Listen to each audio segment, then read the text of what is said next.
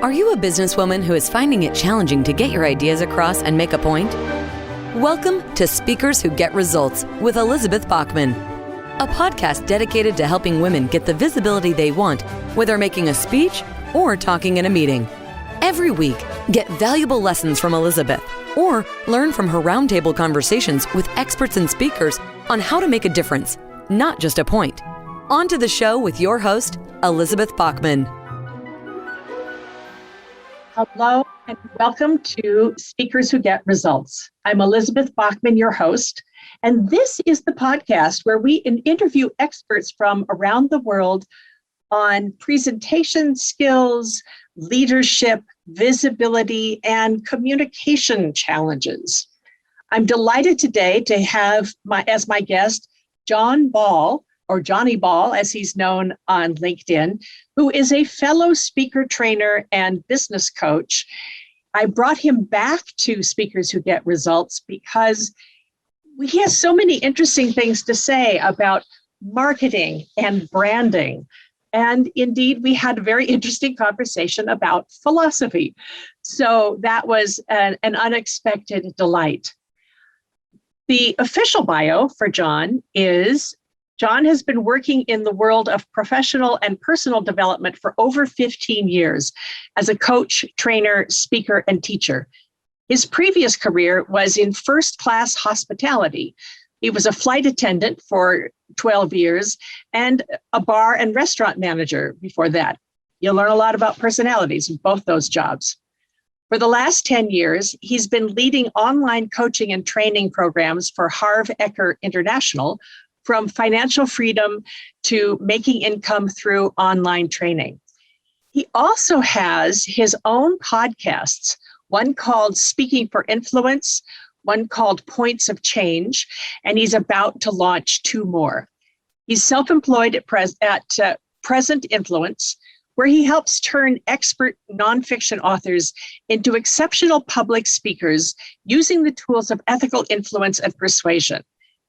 One of the things that I love about talking to John is the way he thinks about branding, marketing. And I asked him for a change to talk about some of the things he tried that didn't work.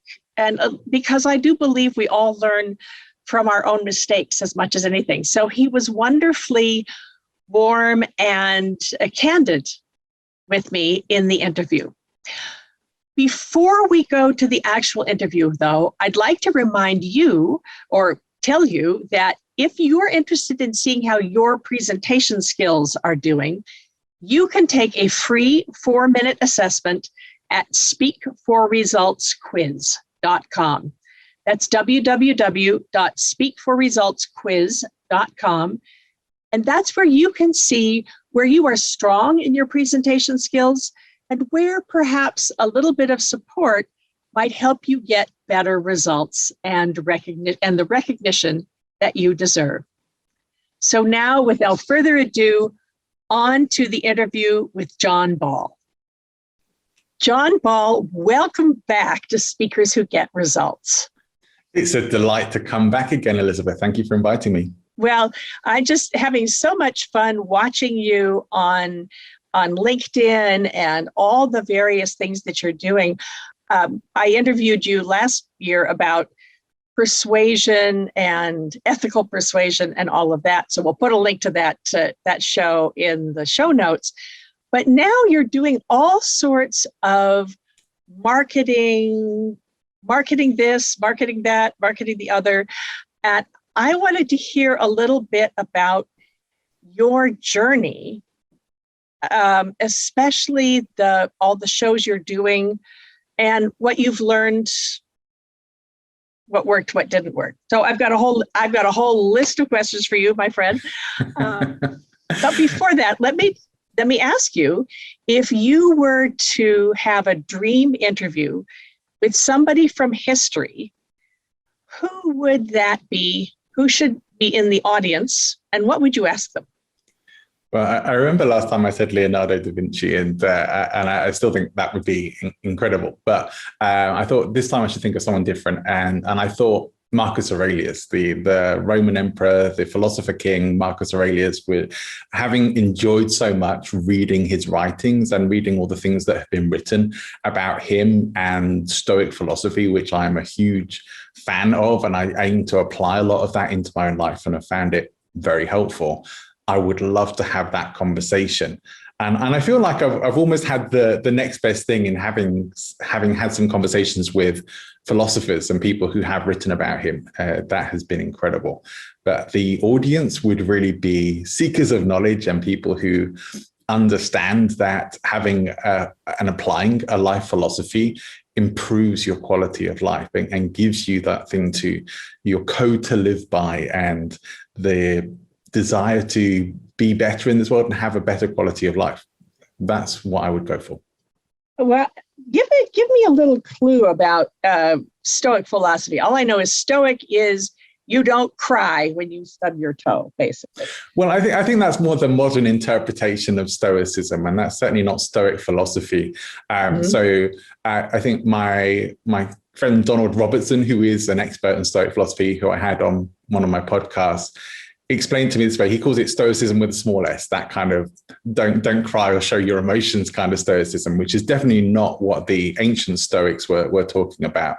So he calls that capital S Stoicism in terms of the philosophy, which is much more about creating mental resilience in your life, being prepared and living with virtue, living within your own values and virtue to do the right thing in situations, even when nobody is watching, and to think about the things in your life and being of service and remembering that we're not here forever and not to take advantage of people. You know, there's so many good principles in Stoicism that really just allow us to hopefully lead a more virtuous and more fulfilling life as well, because it is very much about action too.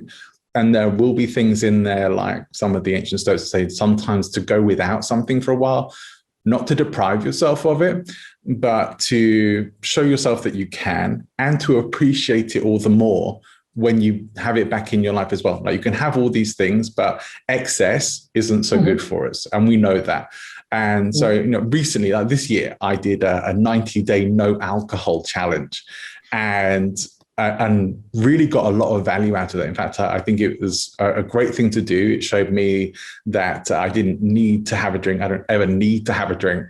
And the whole goal of it was to change my relationship with alcohol, which it did. And the whole way I think about drinking and alcohol now, and knowing that I could quite happily live my life without alcohol, that was nice to know that. And I think sometimes it's just good to get that experience for ourselves. I think a lot of Christians celebrate Lent, for example. They give something up for 40 days. And that's an experience of that as well. If you're giving up something that you want to have, you will appreciate it more when you can have it again after that. Or if you're in Ramadan, a period of fasting, you're going to appreciate coming out of that again once you're able to do so. So those things really can help us just appreciate our lives. And without to go on too much more about it, one of the things I found very helpful is a lot of people really struggle with loss and grief. And Stoicism encourages us to prepare for that by recognizing that nothing lasts forever. And that means we don't take for granted the people and things in our lives. And we recognize that it could all be gone tomorrow. So appreciate it now whilst it's there. Appreciate it all the more. Don't spend your whole time in fear of loss or fear for the future, as so many people do. So those are some of the things that I really love about Stoicism. And there's a lot more as well. Well, I love that. Thank you. I'm at first I was going, Marcus Aurelius? He wants to talk about Marcus Aurelius? But now I get it. And that would be, okay, I'll be there. I'll be in the audience when you interview him. And certainly the whole thing of appreciate what you have, be glad. I have a friend who recently lost her beloved from choking. He choked on a piece of steak in a restaurant, and it caused him to have a heart attack. And, boom, they're gone. Yeah. So yes, tell people you love them right away. So let's talk about marketing and branding. Here we are. Okay. We're both speaker trainers. We can get in, not too much into the weeds, but a little bit about what you're doing. I'm seeing lots of interesting things that you are doing on LinkedIn. Tell us a little bit about the evolution of what you've been working on. You've got what, 4 podcasts now? Not yet, Okay. but yeah, there are two. There are 2 in the works, and there are 2 that are running currently. So yeah, there will be 4 podcasts probably at some point. It's all interesting. I mean, some of it is just about fun. Like, not all podcasting is about making money or getting leads into a business, and certainly not for me. And that's not why I started doing podcasting. But I did recognize the potential of it, which is why, speaking of influence, my main show is going to remain something that is me talking with experts about public speaking and influence and persuasion, and is a show for people who want to improve their speaking ability and understand different aspects of speaking. And I have such amazing guests on it. You've been one of them as well. And the conversations we have there are fantastic. But what I really want to have is something that is more allowing me to showcase more of my own knowledge and experience. Now, I think it comes through in the show. I hope it does. But to actually be a bit more perhaps teaching and demonstrating some of the stuff, and having shorter form content, which is why I'm launching a new shorter show, which will be just me, specifically about persuasion, the arts of persuasion, which is going to be called The Persuaders. Okay. Maybe by the time we broadcast this, it will be launched. So we'll hope. So if not, we'll do it. We'll post an update and say the show is now live. So let me know. One of the things in terms of branding ourselves and marketing and branding ourselves, we often learn as much from the experiments that don't work than we do from the things. I mean, nothing ever goes perfectly all the way through. Can you talk a little bit about what you've learned from some of the things that you tried for a while and decided this is not for me? Oh boy, how long have you got? Let's say recently. Recently. Look, I mean, one thing I'll say is that when I started my very first podcast, I did not have a clue what I was doing. It was a Toastmasters project, and I just thought, yep, let's give that a go. I tried podcasting way back in 2008, did maybe 4 or 5 episodes, and I lost interest. I may have been the very first case of pod fade ever. I don't know. But I lost interest very quickly. There wasn't a lot going on. Podcasting wasn't really much of a thing at that time. But I enjoyed it, but it was just me. So when I came back with the show, it was just start it and see what happens. And it just ended up being fun, and I kept it going. But what kept it going after that was learning from all the mistakes that I started making and making improvements based on that. And that really is what it is about. The whole podcasting community will talk about, and just get it started, imperfectly as it might be, just get it started and you will improve along the way. When it comes to branding, though, I have mostly been clueless about branding. So it has been a real journey. But one of the joys of having a show is being able to bring on experts in particular areas. So I have been able to I've been able to get a lot of help with my branding from experts who work in this.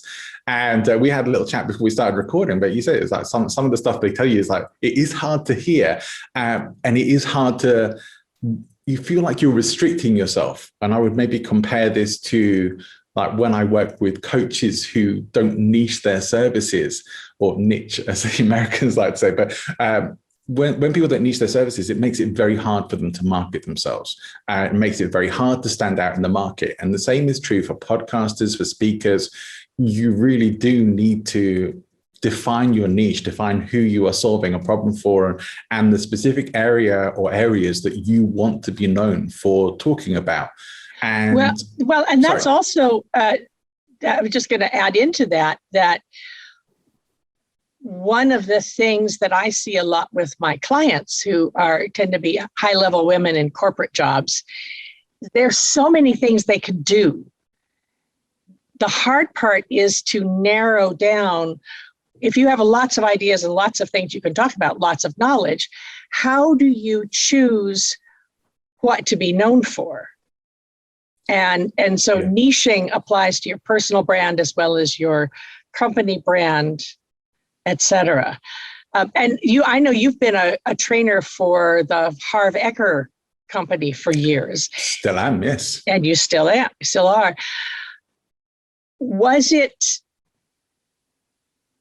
Did you find yourself saying, oh, wait, this is what I tell my clients, I should maybe take my own advice? Yeah, definitely that. Just because you can coach somebody on something doesn't necessarily mean that you're doing it and applying yourself, even though you should be. So yeah, very often, and most coaches will know this, very often you're coaching a client and you're telling them stuff. And as you're saying it, you're thinking, I am coaching myself here as well. I need to do exactly what I'm telling my client to do. And I think we all get those moments. And any coach who says they don't, I don't believe you. So there we go. It's such an important element of this. And I think the main resistance to it from people is like people want to talk to everybody. I want to have that perceived freedom. But if you're for everybody, you're for nobody. And that's the reality of the world of marketing these days. So despite the resistance to it, it becomes essential. And I think as soon as you start to decide what you could talk about for hours on end without getting bored, what you love to read and learn about, and you never get fed up of finding new information or searching for it, that is probably going to give you a few clues to what would be a good niche area for you. And think about who has problems in this area that you could solve that relate to this topic that you can talk on. Yeah, and really, actually, if you're using speaking as a promotional material, which I think it's one of the best ways to market yourself. It's a really fun way to market yourself. It does take time. Yeah, so it does. You have to become known for a brand, So you have to build your knowledge in something. You can then add to that, but you can, and evolve. I think that there's a huge opportunity right now, and this is something that people are going to start seeing from me if they're following me online. That whilst there has been a degree of sort of throwing spaghetti at the wall to see what sticks, I'm getting better at defining what I'm about and what I want to be known for. And I have defined that down to one word now, which is persuasion. And so that is what I talk about. That is my primary topic. That's what my new show is going to be about. And that's what all of my branding stuff is going to be about now. Identify me as somebody who talks about persuasion, not necessarily the world's greatest expert on persuasion, because I don't know everything, but certainly someone who does know a lot about it and loves talking about it. And I often talk about it very much in the context of presentations and public speaking skills. And so then I think, well, if somebody ever wants a speaker or they want some coaching around this area, who are they going to go to? A coach who says, I can coach you on all sorts of things, or the persuasion guy? Yeah. Well, and as you're talking about this, there's makes me think that sometimes people react badly to the thought of persuasion. So I know you do a talk about the dark side of persuasion. I do. And about ethical persuasion. Can you tell us a little bit more about how to embrace persuasion, perhaps? Sure. So one of my keynote talks is defense against the dark arts of persuasion. And I don't know how long it'll be before I get a cease and desist from J.K. Rowling, but we'll keep going until then. But the goal of that is to demystify this, because persuasion... To demystify it? Demystify it, yeah. Okay. Because people don't always understand how persuasion works.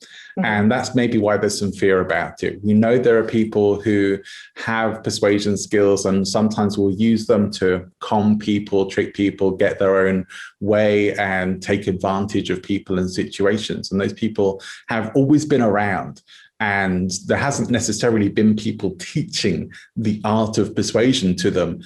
These are people who figured it out generally along the way and take advantage of those things. But having awareness of how persuasion operates in our lives starts to put you in a position where you can have awareness of it and then decide what you want to do with it. And that's my goal. And when I talk about this, is to give people the awareness of how persuasion works in the context of influence, in the context of one-to-one and group conversations, so that you can take that step back and hopefully see what's really going on and make your decisions based on that, rather than when you're in a situation and in the moment, or you're not able to recognize certain tactics or techniques that are being used on you, then you have no defense against that. Mm-hmm. And that's the issue. You might have a feeling that you're being manipulated, or you might have an uncertainty like this may be a bit dodgy, but you don't necessarily know. And as Malcolm Gladwell talks about this in his book, Talking to Strangers, which is a really interesting book, we tend to err on trust. We tend to default to trust. Mm-hmm. So this is why so many of us fall victim to scams and con artists and all sorts of things that end up buying rubbish that we don't really want or need, or getting into get-rich-quick schemes that lead us nowhere and lose us money. Yes. Yeah. That's exciting. So as you're talking about that, the persuasion and helping people, basically, I think of it as persuasion is helping someone do something that I know they need to do and show them why it's going to be good for them. Yeah. How to invest in themselves through working with me, because I have the experience to show them how they can get to where they need to. Yeah, we all do persuasion all of the time, whether it's persuading someone to go on a date, or persuading somebody to come to the bar, or persuading someone to buy your book or your coaching. We all do persuasion all of the time in all sorts of different levels. I've heard it this way when it comes to kids taking drugs, is like the difference between kids getting into drugs or not is who's the better salesperson, their parent or the drug pusher. Yeah. And that's persuasion. And understanding how it works is really helpful to be able to live our lives. Chris Voss says in Never Split the Difference, life is a negotiation, and it is. And that negotiation requires skills of persuasion. That's wonderful. I love that. So how does your history, and you've had a long history in travel and tourism, and you're based in Spain now, although we can hear that you're originally British. How do you see the differences between the people you work with in Spain, how persuasion differs? I guess expectations. That's tough. I mean, like how persuasion differs in different cultures. I mean, in principle, not that much, but maybe some of the ways in which it's applied are a bit different. Like Spain, much more than the UK, is, or at least seems to be to me, a very family-based culture. People are very big on their families here. I'm not saying people don't care about their families in the UK, but I will say that people don't always seem to be like living that always close to their families, or people have their smaller nuclear family units more in the UK, or a lot more people living perhaps by themselves. So here, family is a big part of things, and perhaps because there is so much outdoor socialization as well, like bars at terraces that you can sit out, beach bars and all sorts of options, that people do connect and mix together a lot more, whereas in the UK, perhaps people are a bit more solitary. So the ways in which influence and persuasion get applied are perhaps a bit different, just based on those social differences more than cultural differences. But in terms of what techniques actually work, it's pretty much the same across the board. And I think there has been a lot of research into this that shows that the essentials of persuasion are pretty standard in any culture. Well, that's what I found in my international work. The key is then you want to use references that people will understand. So if I hear lots of American speakers use American TV show references. And I'm thinking, I couldn't do that when I'm in Austria. I couldn't do that when I'm speaking to a German audience. So it is one of the things to consider, or for that matter, if you're in an international, you've got international colleagues and everybody's referring to this one particular thing that you didn't know what they were talking about. That certainly happens to me with my in-laws they're all referring to something that I have no clue what they're talking about because I didn't grow up with those radio stations. Yeah, my in-laws are all Spanish, so yes, exactly. There's a lot of cultural references.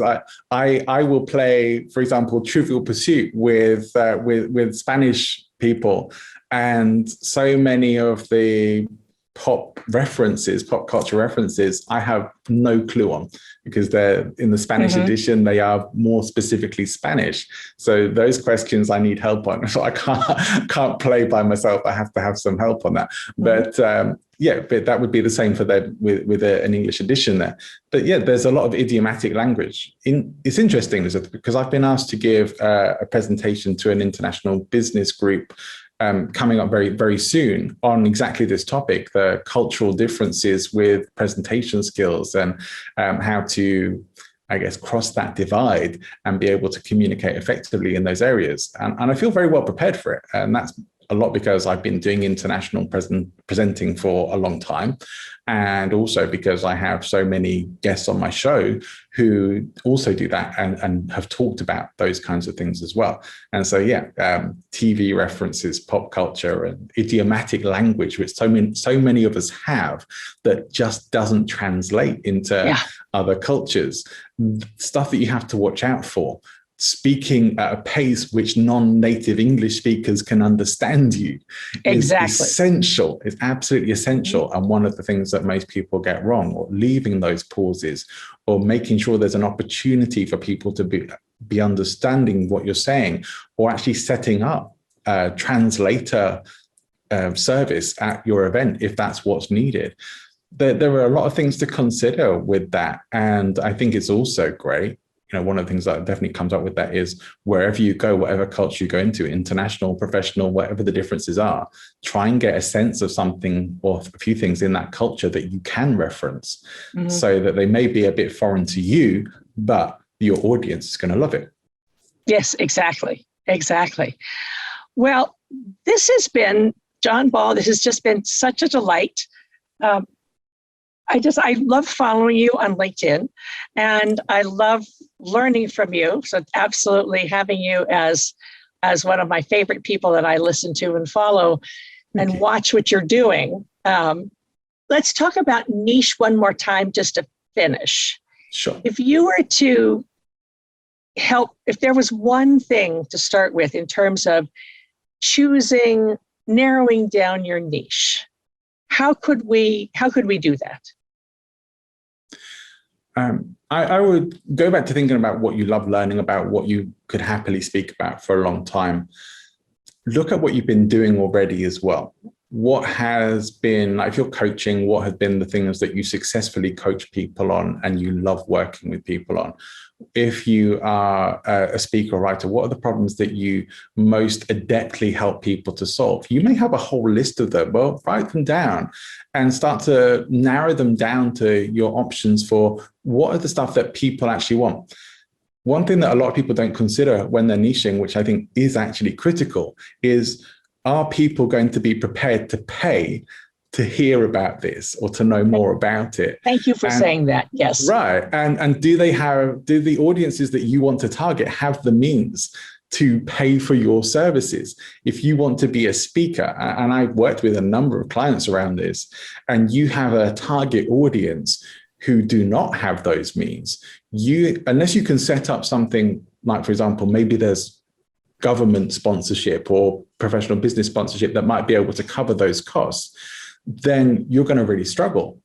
So you could be a successful speaker in one sense of getting lots of speaking bookings and having lots of great results with the people you speak with, but your bank balance is not necessarily going to reflect that. Yes. So yeah, I think you need to make sure you have the money stuff taken care of first and go for a market that has a problem that you can help them solve. if you think about it in those ways, that will start to automatically narrow down your options for what you talk about and how you help people. Speaker coaches again and again will say you have to be solving a problem for people. And that's the thing a lot of people miss.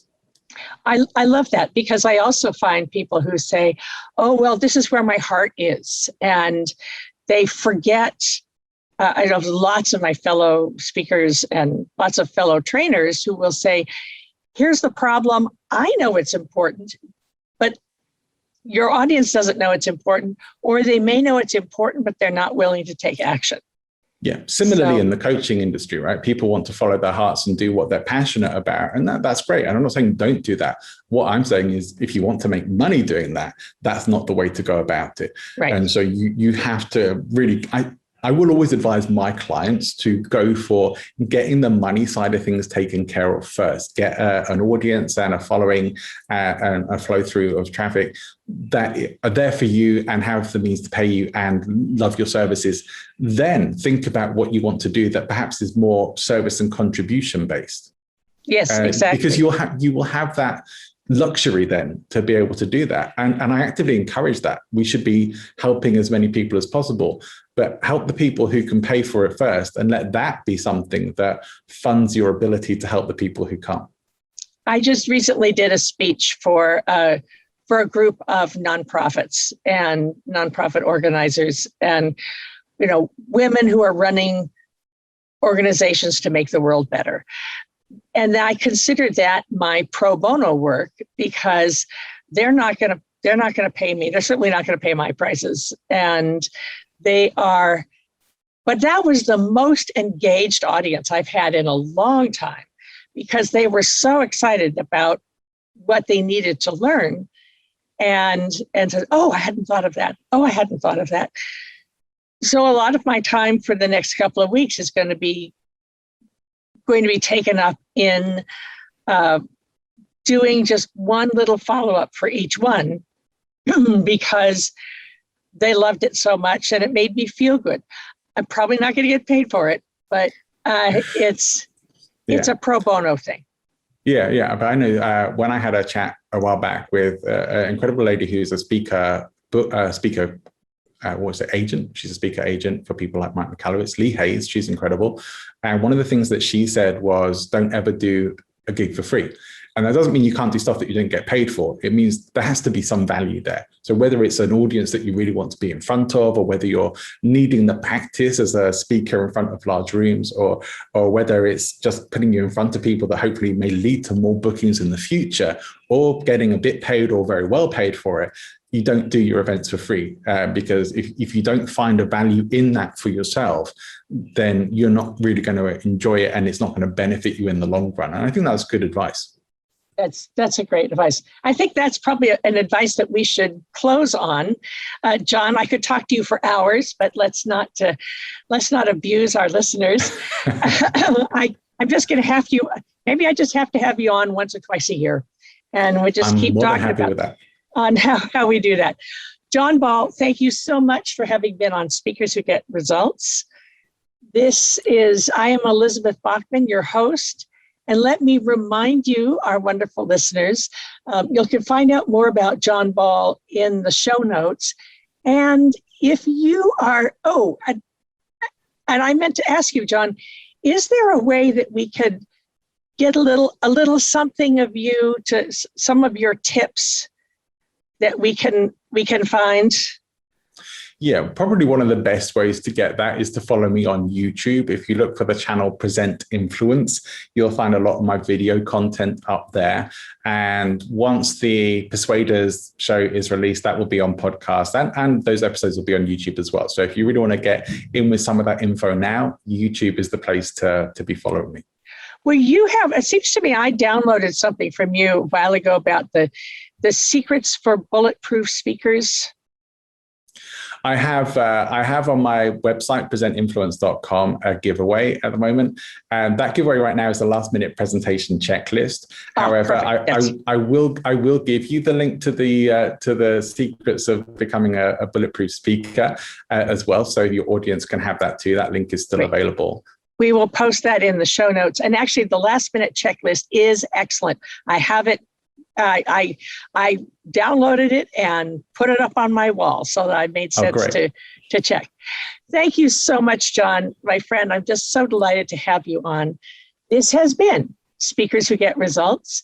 And let me remind you that if you're curious how your presentation skills are going, you can take our free quiz at speakforresultsquiz.com.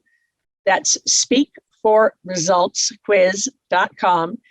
And there in 4 minutes, you can see where you are strong and where maybe a little support could help you get better results when you are doing your presentations. This has been Elizabeth Bachman. I'll see you on the next one.